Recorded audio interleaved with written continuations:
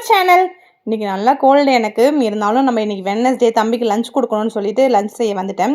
அவன் என்னைக்கு கேட்டாலும் லஞ்சுன்னு சொன்னாவே அவன் சவுச்சவு கூட்டு மட்டும்தான் சொல்கிறான். ஏன் நேற்றுக்கு வேறு எட்டு போக மாட்டேன். இல்லைம்மா உனக்கு சவுச்சவு கூட்டு தாம்மா நீங்கள் செய்கிறது எனக்கு ரொம்ப பிடிச்சிருக்கு அப்படின்னு சொல்லிட்டு நான் ஐஸ் வைக்கிறான் நல்லா.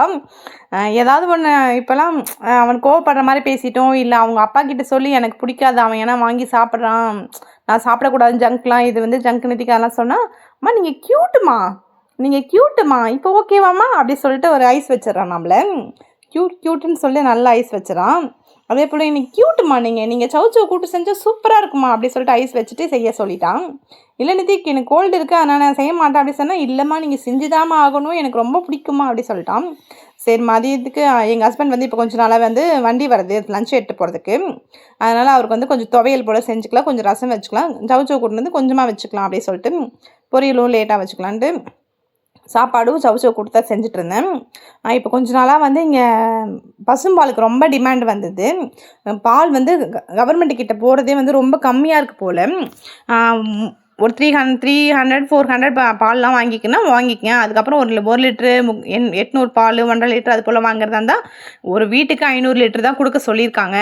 எல்லார் வீட்டுக்கும் வேணும்ன்ட்டு 500 லிட்டர் தான் கொடுக்க சொல்லியிருக்காங்க. இங்கே நான் சொல்லியிருப்பேன், ஒரு ஏரியாவாக ஒரு பைக்கில் வந்து கொடுத்துட்டு அடுத்த ஏரியாவுக்கு ஒரு 1/4 மணி நேரம் போல் ஒரு ஏரியாவுக்காக போவாங்க. எங்கள் ஏரியாவுக்கே கிட்டத்தட்ட ஒரு 6 மணிக்கு வர வேண்டிய பால் 6:45 6:30 தான் வருது. அதனால் அடுத்த ஏரியாவுக்கு இருக்கிறவங்க பர்சன்லாம் வந்து இங்கே வந்துடுறாங்க, எல்லோரும் வந்துடுறாங்க. இப்போவே கேட்குறதுக்கே கஷ்டமாக இருக்குது. இப்போவே பால் டிமாண்டாக இருக்கா, சுத்தமாக மழையே இல்லை இங்கே தூத்துக்குடியில். மழையே இல்லாமல் ரொம்ப மாடுலாம் புல் இல்லாமல் ரொம்ப கஷ்டப்படுறாங்க போல். பால் ரொம்ப கம்மியாக தான் இருக்குது. நம்மளே ஒரு தண்ணி இல்லைன்னா எப்படி இருப்போம். இன்னும் ஃப்யூச்சர்லலாம் பாலுக்கே டிமாண்ட் வந்துடுச்சு. அவர் வந்து சொல்கிறாரு, நான் குழந்தை இருக்குங்க வீட்டில், குழந்தைங்க நீங்கள் கொடுத்துட்டு பாக்கெட் பால் நீங்கள் வாங்கி யூஸ் பண்ணுங்கள். இப்போதைக்கு அந்த சூழ்நிலை தான் இருக்கும்போது நம்ம வேறு எதுவும் பண்ண முடியாது, எல்லாருக்குமே பிரித்து தான் கொடுக்கணும், உங்களுக்கு மட்டும் குழந்தை இல்லை, எல்லார் வீட்லேயும் தான் குழந்தை இருக்கிறாங்க, கொஞ்சம் அட்ஜஸ்ட் பண்ணி பாருங்கள் அப்படின்னு சொல்லிட்டு ஊதுறவுமே ரொம்ப கஷ்டப்பட்டு தான் பேசிகிட்டு இருக்காரு. ஆனால் இருந்தாலும் எனக்கு கொஞ்சம் 1/2 லிட்டர் கொடுங்களேன் அப்படின்னு எல்லாம் கெஞ்சிட்ருக்காங்க. எல்லார் வீட்லையும் தாம்மா குழந்தை இருக்காங்க, எல்லார் வீட்லேயும் பால் வேணுமா, அதனால் ஓரளவுக்கு நீங்கள் அட்ஜஸ்ட் பண்ணிங்க அப்படி சொல்லிட்டு ரொம்ப அவரும் சொல்லிட்டு இருக்காரு.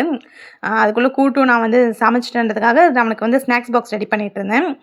இந்த சிப்ஸு பார்த்தீங்கன்னா நேந்திரமணி சிப்ஸ் தான், ஆனால் எல்லோ கலர் நம்ம பார்த்துருப்போம்ல, அது வந்து கொஞ்சம் நார்மலாக இருக்கும், சால்ட்டாக இருக்கும்.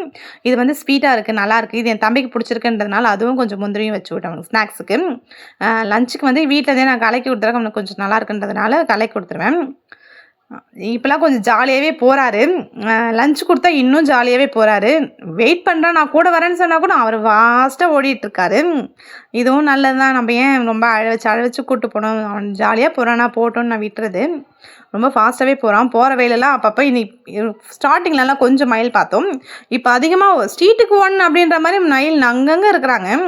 மேலே அழகாக இருந்தாங்க. ஒரு 2 டேஸ்க்கு முன்னாடி பார்த்திங்கன்னா நல்லா விரிஞ்ச போல் மயில் பார்த்துருந்தோம்.